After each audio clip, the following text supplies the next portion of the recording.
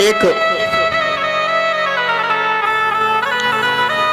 बास्कल नामक नगर में और बिंदुक नामक ब्राह्मण रहता है। ये बिंदुक ब्राह्मण, इसकी जो पत्नी है उसका नाम है चंचुला। ये चंचुला परम पतिव्रता है, परम सती है, लेकिन ये बिंदुक वैश्यागामी हो गया। पत्नी ने बहुत समझाया लेकिन उसको समझ में नहीं आया।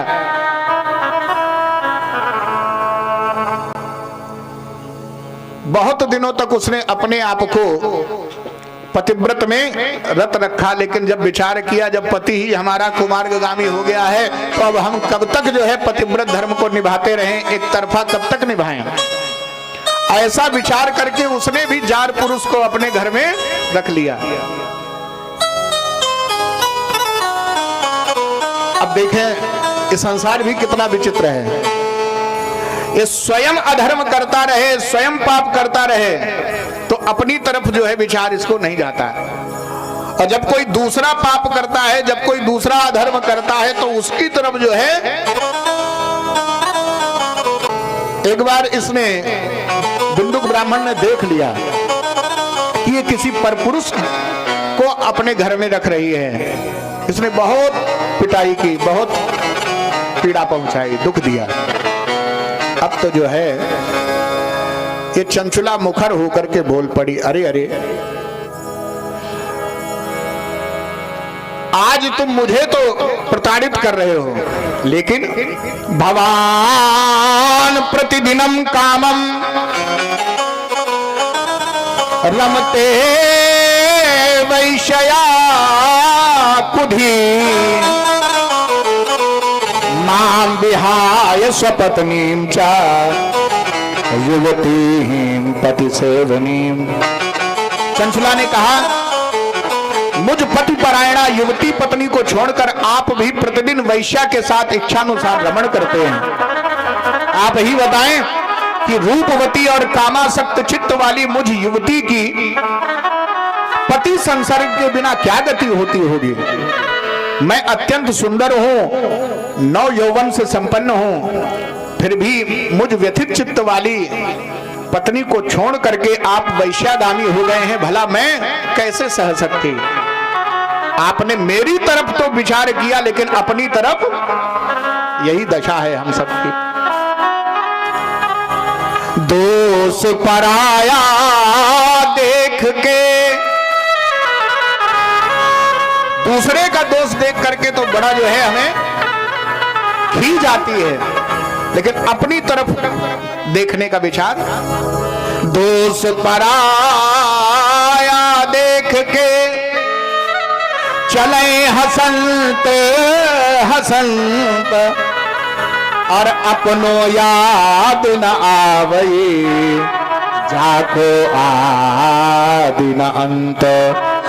अपनो याद न आवई जाको आदि न अंत। अपनी तरफ हम दूसरे तरफ खूब उंगली उठाते हैं, तुम में ये कमी, तुम में ये कमी, तुम में ये कमी, लेकिन जब हम किसी दूसरे की तरफ उंगली उठाते हैं तो we see at the position of our hand. अपने हाथ की जो है और पोजीशन देखें, दूसरे की तरफ एक उंगली है और तुम्हारी तरफ 3 उंगली हैं, अर्थात दूसरे की तरफ उंगली कर रहे हो लेकिन तुम अपनी तरफ देखो। ये 3 उंगलियां इशारा कर रही हैं। सबसे पहले हमें 3 बार स्वयं को देख लेना चाहिए, कहीं हमारे अंदर तो कोई कमी नहीं है, हमारे अंदर तो कोई गड़बड़ी नहीं है। हम दूसरे की कमियां निकालते घूमते, खुद की कमियां। वैसे तो भगवान ने कहा है जो कुछ प्राप्त है उसी को पर्याप्त मानते हुए, उसी को मेरा विधान मानते हुए, और जो सदा संतुष्ट रहता है, कभी भी किसी के दोषों की तरफ उसकी दृष्टि नहीं जाती, वो भक्त कहलाता है, वो मेरी भक्ति का अधिकारी होता है। आठ यथा लाभ संतोषा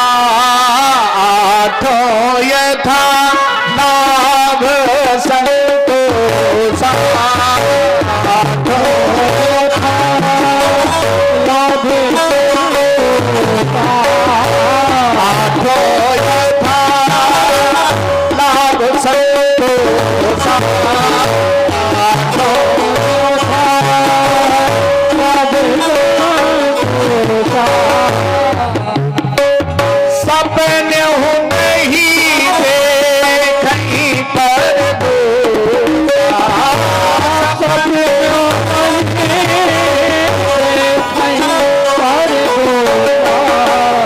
सपने हो नहीं देखी पर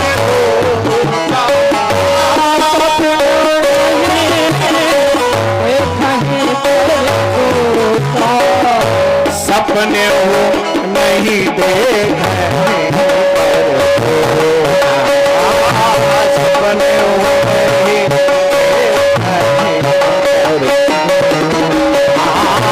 सपने हो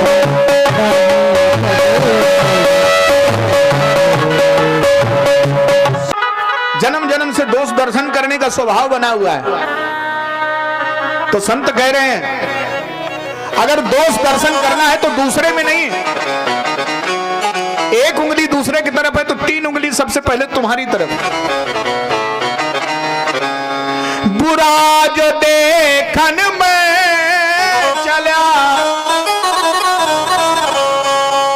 बुरा न मिलया कोई, फिर जो तन खोजूं अपना तो मुझसा बुरा न कोई, मुझसा बुरा न कोई, मेरे समान कोई बुरा नहीं है अपने को। गुण तुम्हार समझई निज दोषा, अपराध तो मुझसे बनते हैं, आप तो गुण निधान हैं, गुणागार हैं प्रभु, इसलिए गुणों का चिंतन करना चाहिए, गुणों का दर्शन करना चाहिए, अवगुणों का दर्शन नहीं करना चाहिए, दोष दर्शन नहीं करना चाहिए।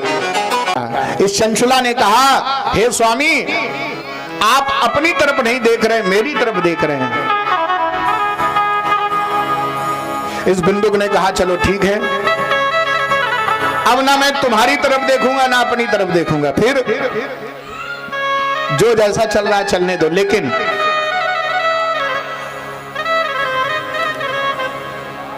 स्त्री के पास जब कोई पुरुष आता है तो उससे धन मिलता है, तो ऐसा करो मैं तुम्हें स्वतंत्र कर रहा हूं, तुम कितने भी पुरुष बुलाओ अपने पास, लेकिन उनसे धन लेकर के मुझको दिया करो।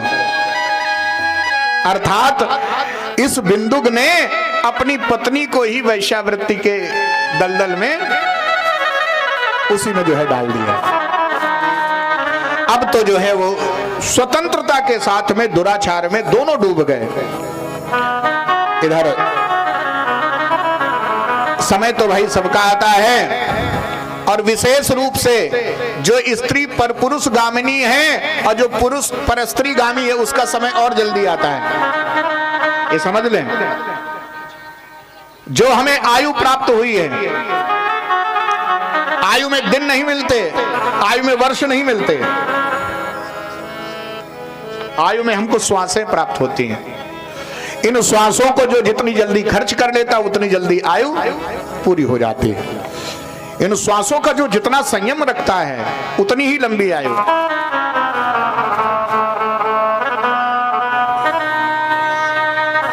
पूरक कुंभक रेचक के द्वारा जो श्वासों का साधन संयमित करता है,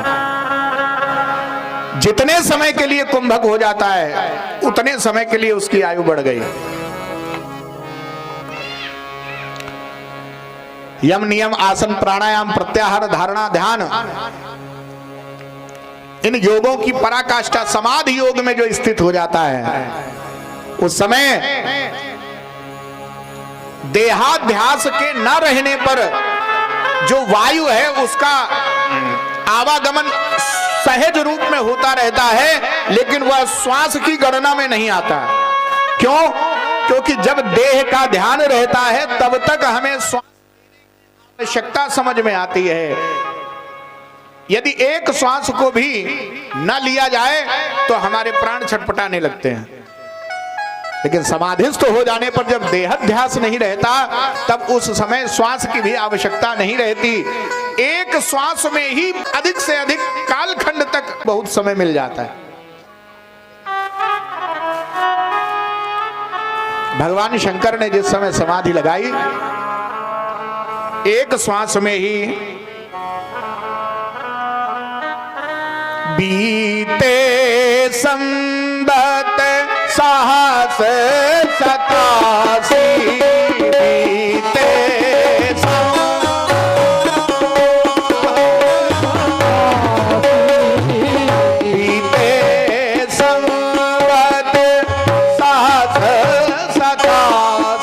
तजी समाधि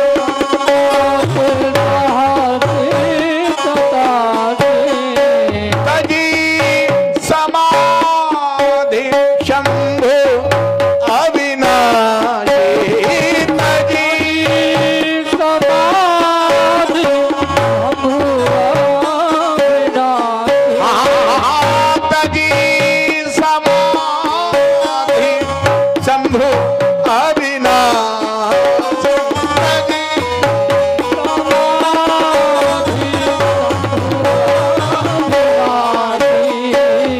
तजी समाधि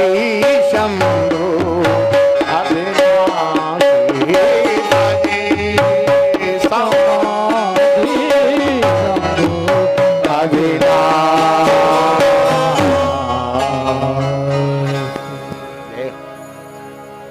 बीते संवत सहस्र 87 तजी समाधि शंभु अविनाशी। भगवान शंकर 87,000 वर्ष तक एक ही श्वास में ऐसे जो समाधि के द्वारा श्वासों का निग्रह कर लेते हैं, नारायण प्राणायाम के द्वारा श्वासों का निग्रह कर लेते हैं, निश्चित ही उनका आयुष्य वर्धित होता है और सबसे अधिक श्वासों की गति श्वासें खर्च होती हैं विषय में, स्त्री प्रसंग में। इस कारण से इन दोनों ने अपनी अपनी श्वासें,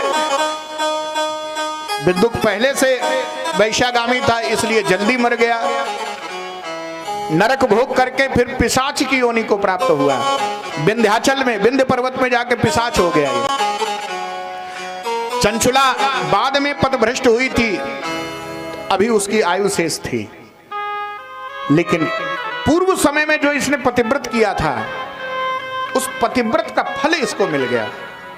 क्या फल मिला? एकदा दैव योगेन संप्राप्ते पुण्य पर्वणि सा नारी बंधुभिः सार्धम गोकर्णम क्षेत्रमाययौ। एक बार दैव योग से किसी पुण्य पर्व के आने पर वह चंचुला अपने भाई बंधुओं के साथ गोकर्ण क्षेत्र में पहुंच गई। तीर्थयात्रियों के संग उसने भी तीर्थ जल में स्नान किया गोकर्ण क्षेत्र में, और वहीं पर एक जगह शिव पुराण का मंगल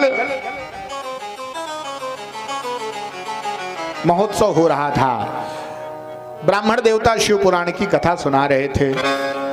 वहां उस समय नरकों का वर्णन बताया जा रहा था, और नरकों का वर्णन बताते समय ब्राह्मण देवता ने और बताया, जो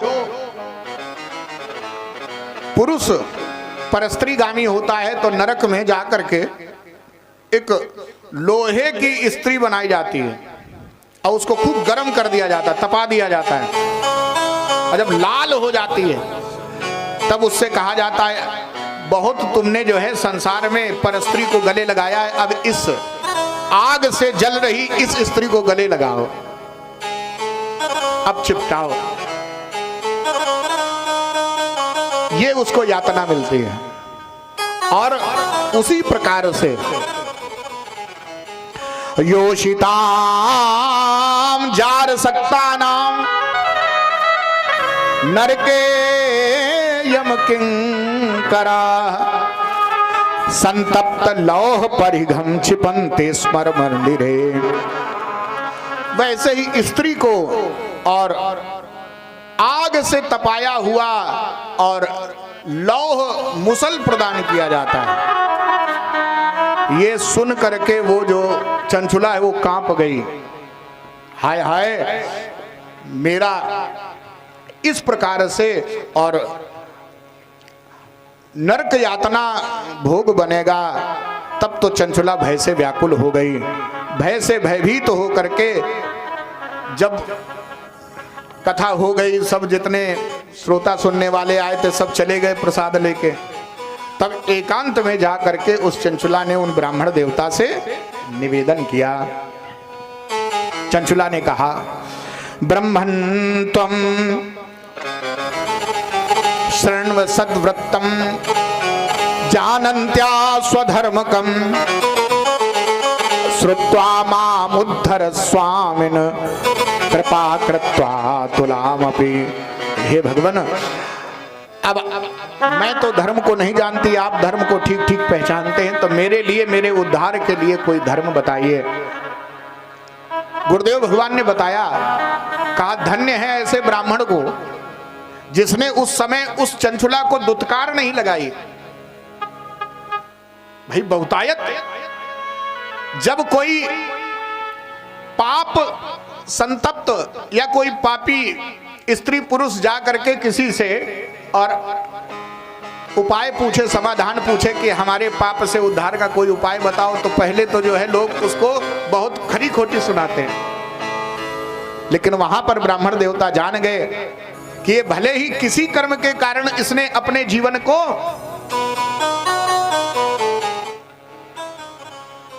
पातक युक्त कर लिया है, लेकिन अब भगवत कृपा से, शिव कृपा से इसको ऐसी बुद्धि आ रही है, तो इसको हमें समाधान देना चाहिए, इसका सहयोग करना चाहिए।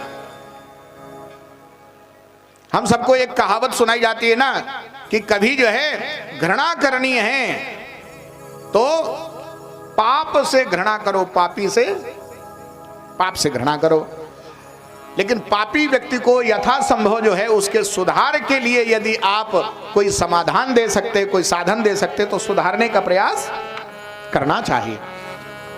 यदि ऐसा नहीं होता तो ये जो कारागार बने हैं, ये जो दंड व्यवस्थाएं बनी हैं, ये किस लिए बनी हैं? सुधारात्मक ही तो। यही बात है, हमारे जीवन के जितने दिन जैसे बीत गए असावधानी के कारण, प्रमाद के कारण, लेकिन जो शेष रह गया है उसी में यदि हम सावधानी रख लेंगे, वही समय यदि हमारे पकड़ में आ गया, उसी समय में यदि हमने उस समय का विनियोग भगवत चरणार बिंदु में कर लिया, वही समय हमारा काम बनाने वाला हो जाएगा। यही बात आज जो है, और उन ब्राह्मण देवता ने चंचुला से कहा, हे देवी, मां भैसीर द्विज पत्नी त्वं शिवस्य शरणं ब्रज। हे ब्राह्मण पत्नी, तुम डरो मत, भगवान शिव की शरण में आ जाओ। पश्चातापे नैव शुद्धि प्रायश्चित्तं करोति सः। आज जो है उसे बार बार पश्चाताप भी हो रहा था। पश्चाताप की अग्नि से उसका मन तो निर्मल हो ही गया। ब्राह्मण देवता ने शिव शरण बताई। वह चंचुला जल में स्नान करके और ब्राह्मण शरण में आकर के शिव मंत्र को प्राप्त किया, शिव पुराण को श्रवण किया। शिव पुराण सुन करके उसके हृदय में वैराग्य जग गया। अब तो उसने सुंदर जटा बना ली है, सुंदर त्रिपुंड धारण हो गया, सुंदर रुद्राक्ष की माला धारण हो गई, और शिव शिव जपते हुए उसने अपना सारा जीवन, शेष जीवन व्यतीत किया और शिवलोक की ही अधिकारिणी हुई। वहां एक बार उस चंचुला ने माता पार्वती से कहा, हे मैया, मैं तो आपकी चरण शरण में आनंदित हूं, लेकिन मुझे आज अपने पति की याद आ रही है, वो कहाँ हैं? माता पार्वती ने बताया, वो विंध्य क्षेत्र में पिशाच हो गया है, कैसे उद्धार होगा? तो तुम्बरु नामक गंधर्व को शिव पुराण श्रवण कराने के लिए और माता पार्वती ने भेजा। विंध्याचल में शिव महापुराण होगा, ऐसा सुन करके विंध्य क्षेत्र में रहने वाले समस्त ऋषि लोग, भक्त लोग तो बड़े आनंदित हुए। सबने आनंद पूर्वक कथा श्रवण किया, लेकिन उस पिशाच ने श्रवण करने में कोई रुचि। तो कहते हैं संत लोग यदि किसी का कल्याण करना चाहते हैं ना, तो फिर एक बार संतों की दृष्टि में आ जाओ, भगवान की दृष्टि में आ जाओ, बस इतना ही पर्याप्त है। वो फिर लग करके उसका कल्याण कर दे। तुम्बरु को कहा ही गया था, तुम्बरु ने उस पिशाच को पकड़ा, पकड़ करके और एक पेड़ में बांध दिया। ऐसे नहीं सुनोगे तो ऐसे सुनोगे। और फिर जो है शिव पुराण सुनाया। उस शिव पुराण के प्रभाव से और उस पिशाच रूप में उस बिंदुक का उद्धार हो गया। अब वो भी जो है शिवलोक का अधिकारी हुआ शिवलोक में, और वह बिंदुक और चंचुला भगवान शिव सानिध्य में अपना शेष समय और भक्ति पूर्वक आनंद पूर्वक व्यतीत करते हैं। बोलिए श्री शंकर भगवान की जय, श्री शिव महापुराण की जय। हर हर महादेव शंभो।